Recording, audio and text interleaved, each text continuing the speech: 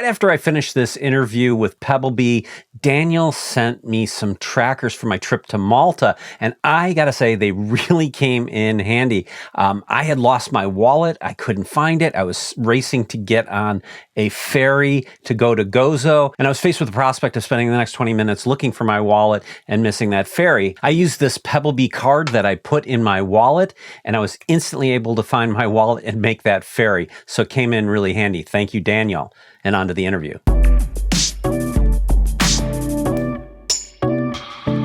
We're talking with Daniel Daoura, founder and CTO of Pebblebee, which builds location tracking devices so that you can keep track of your stuff. Daniel has an incredible story, from building batteries in a bomb shelter with his grandfather, to using satellites to track military assets, to creating a multi-platform, eco-friendly consumer tracking device. Let's dig into his story. Welcome, Daniel. Hey, Chris. Again, yes, I'm Daniel Daoura, the founder of Pebblebee. Really excited to be on your podcast today. That's awesome. And of course, you're making me jealous by, sitting out in all that wonderful nature in the Great Pacific Northwest. It looks like, just talking about peace of mind. Yeah, well, when you live in the Northwest and it's raining quite often here in Seattle, Washington, or suburbs of Seattle, when you get weather like this, you got to take advantage of it because it's rare, and we've been very fortunate over the last couple of years, I would say, where June and May typically are just raining every day, and now over the last couple of years, it's been beautiful, really nice weather, and so taking advantage of it, Well, here's a little weird thing about me. I love the rain. I love misty and rainy days, so it could be, perfect for me. But I'm not good with mold, so that's the downside. Honestly, I love the four seasons. Yeah. That's the best part of the Northwest because I'm an avid outdoors sports enthusiast, and I love skiing and the winter sports, and I love the summer sports, on the water sports, and I love the hiking and backpacking and just all of that makes so much sense for me in the Northwest, and as opposed to living somewhere where you got maybe two seasons, instead. And I got to imagine with all those outdoor activities, being able to track everything it has a real advantage. But before we get into all that, 100%. I want to talk to you because you've got I mentioned in the intro, building batteries in a bomb shelter. I mean, you've got an incredible story to tell. You grew up in Beirut during times of war, and you learned some of your electronics background with your grandfather in a bomb shelter, right? That was my upbringing. So born and raised in Beirut, and it was a tough journey, to say the least, with the war, in Beirut, Lebanon. Beirut is again, it's also, depending on where you live in Beirut, you have four seasons. It snows over there, and so that's where I kind of got introduced to snow sports, and within half an hour you drive down and you can go surfing, in the Mediterranean Ocean. Right. And it's just beautiful country. The food is amazing. I love the food. But it had yes, the food is. I'm biased, but it is the best in the world. It's really good. And the people are just so friendly and amazing, and they speak three languages: French, Arabic, and English. But there was definitely a very difficult time, decades, I would say. But I was, my upbringing through until I was about 13 was in bomb shelters, quite often, and I had to switch many schools, and it was a very difficult time. But essentially summarizing it, when you're in a bomb shelter, there's no electricity. Quite often, there's no electricity, and sometimes you'll get electricity once a week or maybe twice a week. You'll get some, and you have to then subscribe to generators, and you have to have your own generator. But if you couldn't afford your own generator, you subscribe to like a neighborhood generator, and you have to pay for it once in a while, and you'll get maybe once a day. You get 2 or 3 hours a day. And we took the opportunity because when you're in a bomb shelter, you want to understand what's happening out there. You want to see the landscape. You want to understand, who's fighting who and when is the war going to end, right? And this was years in the making. So, but we couldn't have that opportunity if there's no electricity. So my grandfather, he used to be working on trains and at the train station, and he knew a little bit about electronics, and he would work on all sorts of electronics. And so I learned from him, and we started sort of brainstorming about how do we create a battery, because we didn't have the resources because of the war, and we couldn't go to your Walmart to purchase a battery. Right. There wasn't any. So we collected a whole bunch of milk jugs and used an acidic solution, which is essentially essentially lemon juice and vinegar, and an anode and a cathode with copper and zinc, and put them in series. And we had a source of power to essentially power our TV. Wow. Of course, we had a converter, etc. And so we were able to watch TV for 20 minutes, 10 to 20 minutes, depending. It wasn't very dependable, but at least it got us interested, and seeing that how technology can improve lives. I kind of got hooked, and that's when we'd go and find cars that are just on the streets that aren't being used because of the war and the bombing, and we reuse the batteries from cars. Right. And then we also put them in series and recharge them, and we had this big cabinet full of batteries just for we're in the bomb shelter, and that kind of piqued my interest in technology and how you can add value in people's lives. That's an incredible story, man. Like a lemon powered TV set. Yeah, right.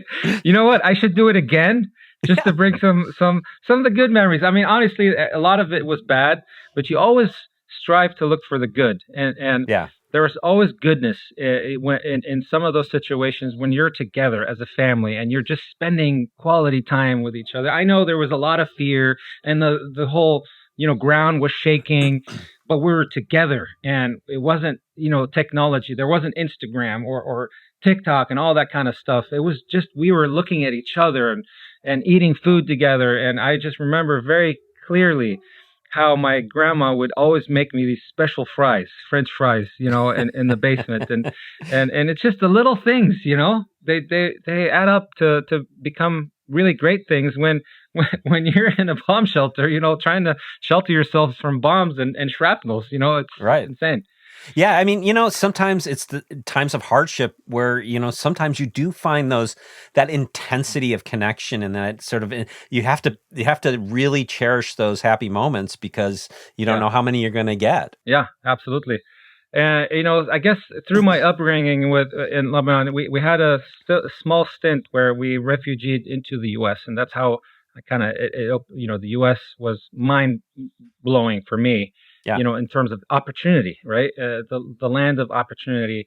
And I met with Costco, I just went into Costco and I was like, whoa, this is, this is a little kid. I was 12 years old, in a candy store, basically.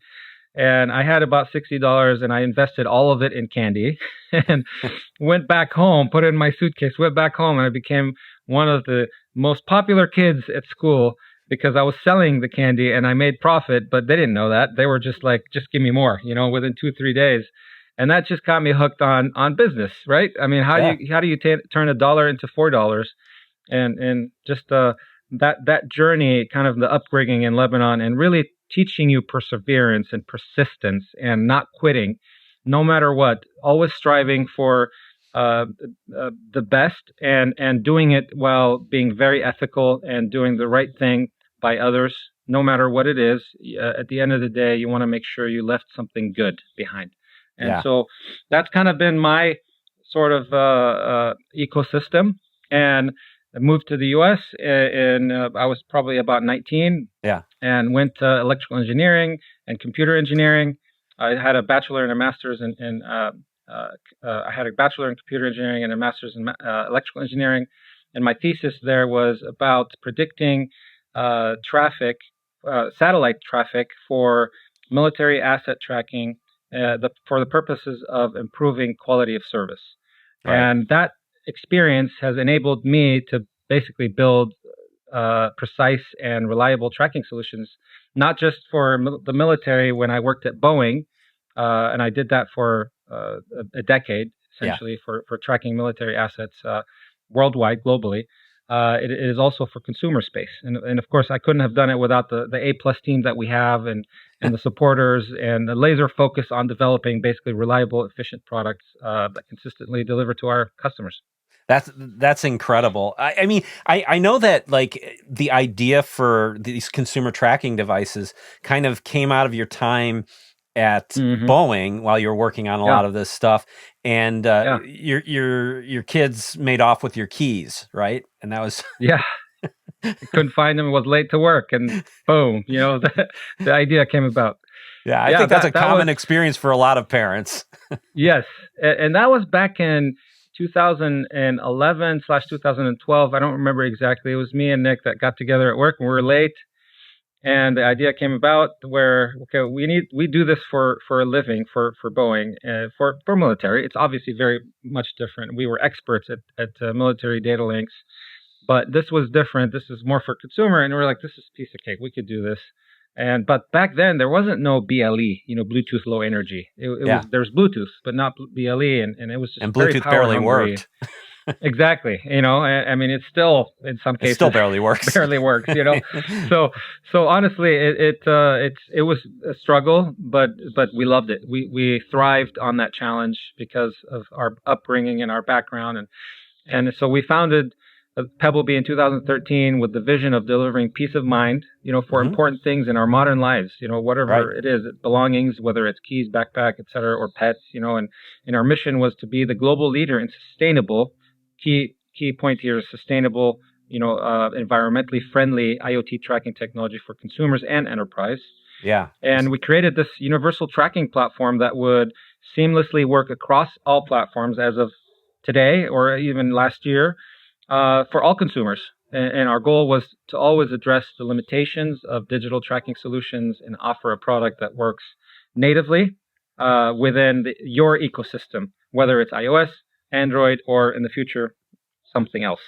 You mentioned your co-founder, Nick, and I know that Nick sort of, unfortunately, tragically passed away a few years ago. I got to imagine there's a lot of motivation there to, build something amazing, out of his memory. Yes, those were certainly the hardest moments of my life. It was, we were brothers, we were best friends. I saw Nick more than I saw my spouse and my kids. That's how much, we were connected. And it is a very rare opportunity to have a founder, a co-founder that you rarely ever had any conflict with, and if you did, it was only an hour or so. And then after that, we're hugging and kissing, you know what I mean? It's just wonderful co-founder that the personalities between us just really matched, and we were a great team. And when that tragedy happened, it was the hardest moment of my life. It was an accident. It was while I was there, and it happened in front of my eyes, and it was very traumatic. And I remember very clearly the moments that this happened, and clearly the moments that ensued afterwards. I remember waking up. I couldn't sleep all night, but imagine bringing that news to his parents, right, and his kids. I can't imagine. It was. I remember, within half an hour, I was like, I got to call his parents, and I just, it was so hard. But the experience was after I woke up in the morning, because I probably was able, because I took pills. I had to sleep maybe 2-3 hours, and I woke up in the morning, and I just, I was sitting on my bed, and I looked outside, and I was surprised to see the world continue to move. I was looking at the trees, and the trees were moving, and life was still around. And I just thought to myself, like, wow, this is what happens every day, every moment. People pass away, and life moves on, and life around us continues. And it was just eye-opening. I've never experienced that in my life, and not that many people have experienced it either. And the trauma, in the military, when you go out, overseas and you go through war, you experience it all the time. But most people here don't experience it every day, and it is it's just mind-opening to that experience. And it taught me something, and it taught me that, all of my upbringing with being persistent and persevering through hardship, I was able to get through it, because of that. And it was just the next day. I remember going to the office, talking to the team. Everyone was devastated, and we worked together and we got through this journey, which was very, very difficult moment in my life. But look where we are today. We're way stronger than we've ever been. We've had largest sales in the history of the company last month, and it's amazing to see what you could do when you put your mind to it. And I couldn't have done it without the support of my wife and my family and my advisors and my investors and everyone else around me that's supporting me. And there are some good feedback that I would give is that when you have very difficult time where it's just too much to handle, all you can do is think about the next step. Don't think about the future. Think about the next step. Oh, I got to stand up. One day at a time. I was sitting down. I got to stand up. Oh, now what do? I just put my my right foot forward and then my left foot forward. Just think about those things. Think about the immediate step that you need to do right now. Don't think about and as you keep doing that, you calm down and you can start thinking straight. And those were actually the words of my wife when I was having, very difficult trepidations and just thinking about what do I need to do next. And she's like, just put one step after the next. Don't think about anything else. And yes, good advice. Yeah, listen to your wife. She's got some good advice there. I mean that has to have been so traumatic, and I admire the level of perseverance you have, but I think that it's just another example of how tragedy can help bring people closer together and really give you purpose. It sounds like your company kind of bonded together over this to find more purpose in the mission that you had. Not that you didn't have a lot of purpose there before with trying to be sustainable and good custodian of the planet.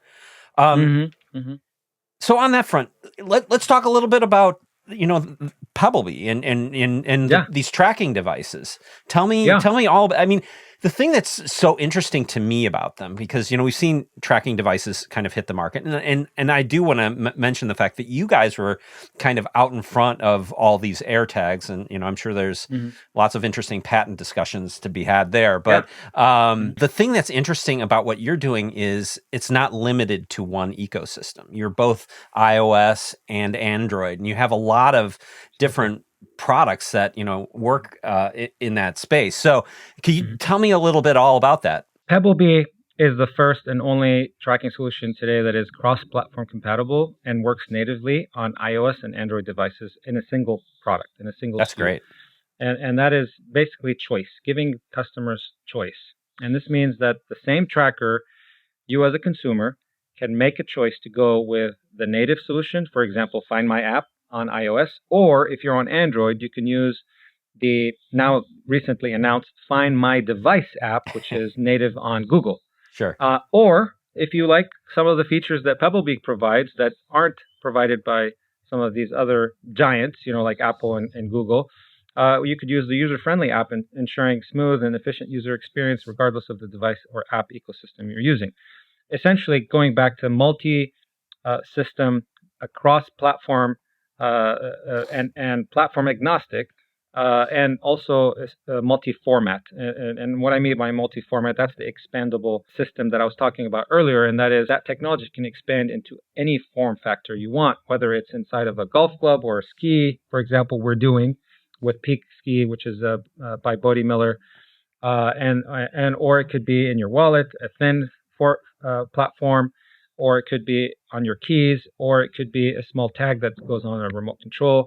And they're all sustainable with regards to rechargeability. We're also the only company in this space that does that, including all of the other features that I mentioned. And that is something that is very important for me. It is a personal choice that Nick and I made in 2017, where we decided moving forward, we don't want to have battery buttons, battery cells all the in the garbage or in the landfill, Right.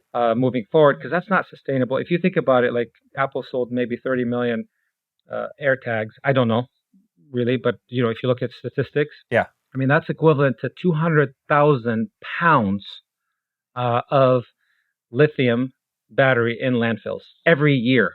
Yeah. That's a lot of batteries, right? And for in our case, you just charge it and it works and it'll last for 10 years. I mean, as long as you want it, as opposed to every year having to throw away that button cell battery. A lot of this is still a work in progress because, the nature of tracking devices is they're sort of a mesh network, right? And, Yeah, like, whereas if you're in the AirTags world, you're kind of limited to the iOS ecosystem. But, correct. because you guys are not bound to a platform, you have a much wider ecosystem of phones and mesh networks that you can interact with. And I know right now it's not a cross-platform necessarily, It's not. right? Nope. But I Either imagine or. that's in the future. That's probably something that hopefully We you hope can. so. Yeah, I Yeah. mean, you're kind of Yeah. dependent on what they do, but yeah, Yes. yeah. Yes. Could you talk about how all that works? Yeah, absolutely.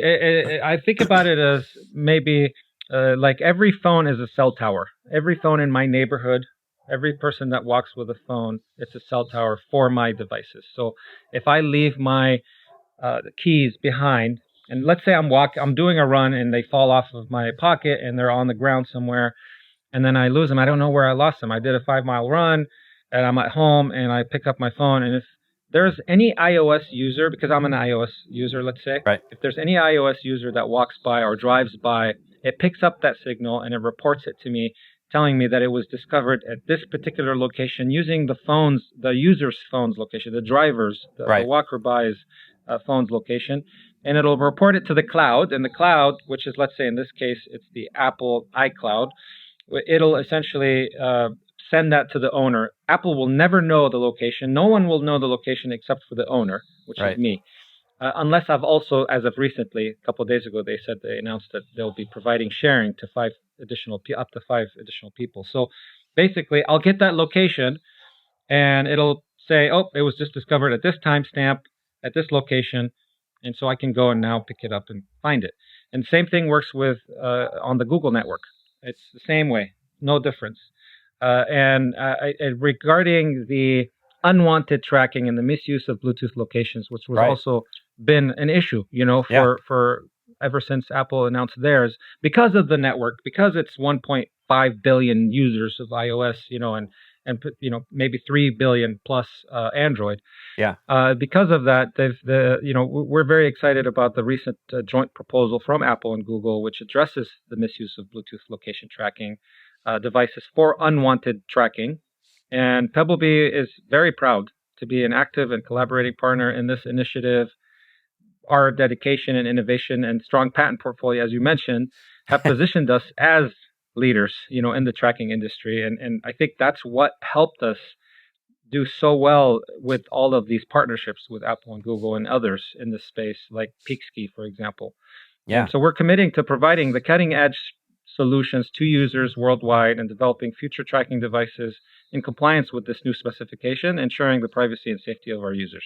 Yeah, and I got to imagine, being multi-platform like that, you'd have enhanced protection over a single platform kind of device. That's great.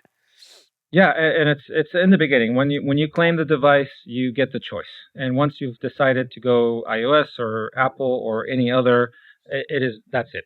That's the only platform you're using, and it comes with all the safety environment that comes with it.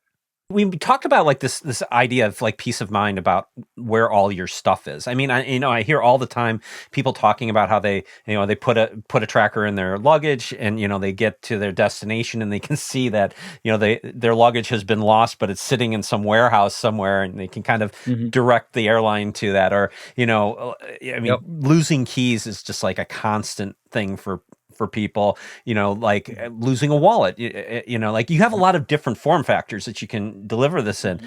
Can you talk about like, why people love tracking their stuff so much? Well, yeah, it's good. It's a good question. It really comes down to peace of mind, and and not having, it's all about efficiency. Right. If you look at AI and ChatGPT and Bard and what they're doing, it's not to make us lazy.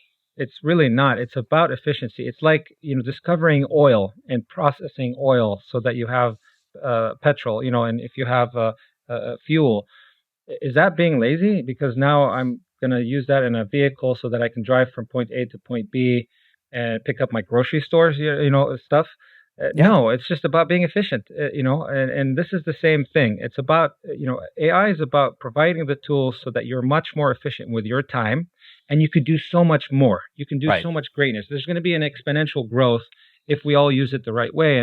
And same with tracking. It's about peace of mind so that when you're leaving home, you get a reminder, oh, you left your wallet behind. So you don't Right. end up at your meeting and you're paying lunch, and then it's a business meeting. You're like, oh darn it, I can't pay for my Oh, yeah. partner's or client's Been there. lunch. It's I forgot my laptop going to this meeting. right, or forgot your life. Literally, I have just a leave card. the whole bag behind. Yeah, I have a card in my laptop, and actually, it's a little embarrassing, but I have my AirPods and I have my clip on it because honestly, it didn't work. The Find My feature in this did not work. I went to the Apple Store and I had talked to them about it, and I lost them. So now I had to buy new ones. And I'm just not depending on this anymore. I'm having my device track it. And so, I mean, at least in the new AirPods, they added, louder beeping because they've got now the case has a speaker on it, but it's not loud enough. It's not just that; it also didn't work. It didn't work for me. And I went to the Apple Store and they're, you have to go through this process and do this and that and apply Find My location for the phone, and it just didn't work for me. And so anyway. Beyond that, it's a belt and suspenders approach. Yes. So my point is it's efficiency. Look, I went to this was recent. I went to a lunch with a client recently, and I sat down, and right after I sat down, I got a notification on my phone. You left your wallet behind, and I was like, oh darn it! I think I left my wallet in the car. Sorry guys, I really have to go, and so I left. And as I got to the car, I saw my wallet on the ground, right next to my door. Oh, wow. So that saved me. I mean, I had cash in there, all my cards, all my IDs, everything. And it's so hard to lose your wallet because you got to get all that stuff replaced. Yeah.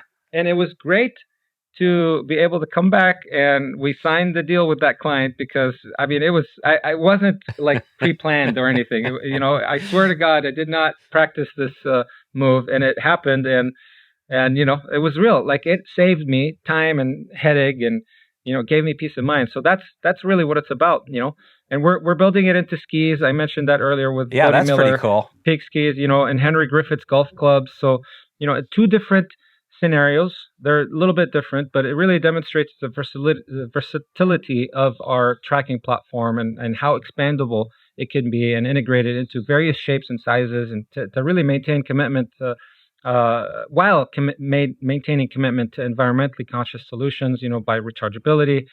But if you look at skis, for example, it's about peace of mind. You put it on the rack, you go for having lunch, on the ski resort, and you don't want to be like worrying about it. It happened to me. I lost a $2,000 pair with the bindings because they were snatched. And so this is not, this does not avoid people from snatching it. It's just a deterrent, right? It's a deterrent, and it also gives me peace of mind when they come off in the middle of the snow and like in powder, and I can't find them. It's happened to me twice.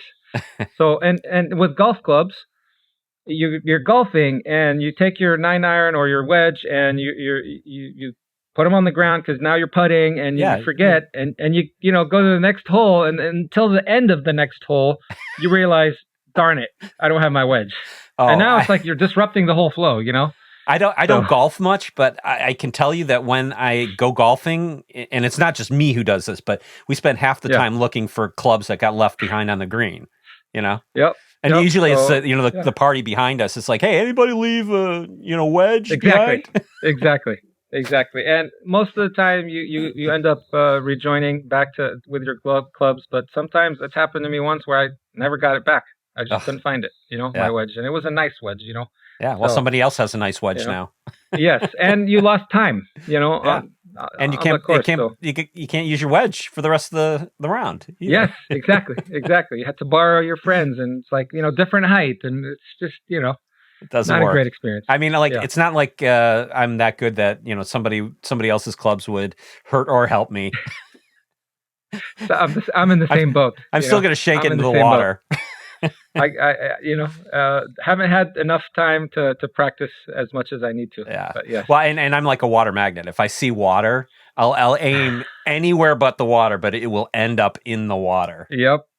I totally get it. It's the nervous factor. You're like, oh no, I don't want to do that, and then it's just like, subliminally, it just happens. I know. And it just goes there. Because like you can't not think of something once your brain has it in the head. So it's like it's all that once you start thinking about it, it's like all you can think about. Yep. So tell me, like, what kind of form factors do these come in? Right now, they come in a clip form factor, just like for your keys. Right. They come in a very thin form factor, just like a credit card, so that you can track your wallet or your laptop, like I have it under my case right now. Mm-hmm. Or it comes in a very small form factor, nearly as thin as the card, but about 60-70% smaller in size. It has less battery power. It lasts for up to 8 months instead of the card up to 18 months. That's not bad if it's rechargeable, man. True. It's rechargeable, and 30 minutes, you got full charge. So that is great for, like, for example, tracking your pet collar, or you're tracking your pet leash, or tracking your backpack that's a strap. It has a strap attachment, or even your remote control, a double-sided tape to attach it to your remote control. So that's what we have today and what we're launching, but there are quite a bit of exciting products and integrations we're doing in the future, more so than what I mentioned, like Peak Ski and Henry Griffith's golf. When you get to glass frames, let me know, because yes, I'm out like $5 every time I can't find my glasses, because I tell my son, I'm like, I'll give you $5 if you find my glasses. Like after looking for 20 minutes, I can't find it, and he's like, he's all over that. Yeah, and it's not just the $5 for the glasses; it's your time and your that drives me nuts. And I do it all the time. I can't see with them or without them. If we can solve that genetically somehow someday, that would be nice. If you could work on that problem. You seem very motivated to do a lot of stuff. So next chapter, next book, I should say. I could trust you to solve that problem. It sounds like. Well, so I mean, you mentioned some things that you have going forward. I mean, what is next for Pebblebee? What are you gonna things that you can talk about? Obviously, yeah, lots of stuff that's happening. That's a lot of several exciting developments and products coming to market in 2023. But 2024 and 2025 are shaping up to be going more in the enterprise direction. Oh, yeah. In fact, we're doing that already. There are dealerships that we're working with that we're helping them track keys, but not just keys, but vehicles as well on the lot. I mean, it's embarrassing when you buy a car. It's happened to me where I had to wait 2 hours because they couldn't find my truck. They just couldn't find it, on the lot, and it's embarrassing. But that's it's kind of like you go to an airline company and you have your luggage tracked and you know exactly where it is because if you're using our product. Yeah. But the airline company doesn't, and it's like they're caught with their pants down because it's like, well, we should be because it's in our possession, but we don't. So we're solving that problem too, So there's a lot that's happening in the future.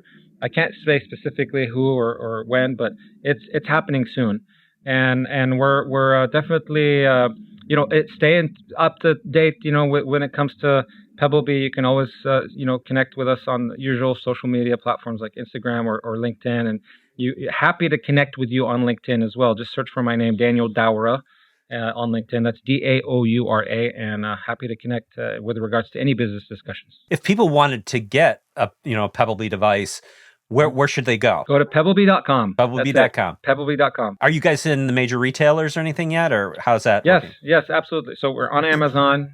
We will be for the new products that I just announced. We'll be in Costco. And we'll be in Best Buy and PetSmart, and we're already in Flying J, just starting to release in Flying J truck stops. Oh, wow. Yeah, that's a good place. And there are a few other retailers that we're working on right now. Well, I love the fact that you've come full circle with Costco. Yes. Right? That's a great insight, by the way, Chris. I didn't even put two to two together until you just mentioned it. That is a great insight. So yes, your whole story is incredible. I love what you're building. Thank you. It's such a cool company. I love the fact that you've got the sustainability built in, especially as you're integrating with products, because having like a tracker that goes dead in a product after a while would be just terrible, right? So having that rechargeability, you know, I think what you guys are doing, you're onto something really cool there. So thanks so much for doing what you're doing. Thanks so much for sharing your story. It was really incredible. And thanks so much for being on. Really appreciate it. Thank you so much, Chris. Really appreciate the opportunity to be here, and look forward to many more years of innovation and adding value to our users. And again, thank you for the opportunity to share our story today. Yeah, I'm sure it's going to be better and better every year. Thanks for watching. I'd love to hear from you in the comments. And if you could, please give us a like, share, and if you're not already, please subscribe. And I will see you in the next one.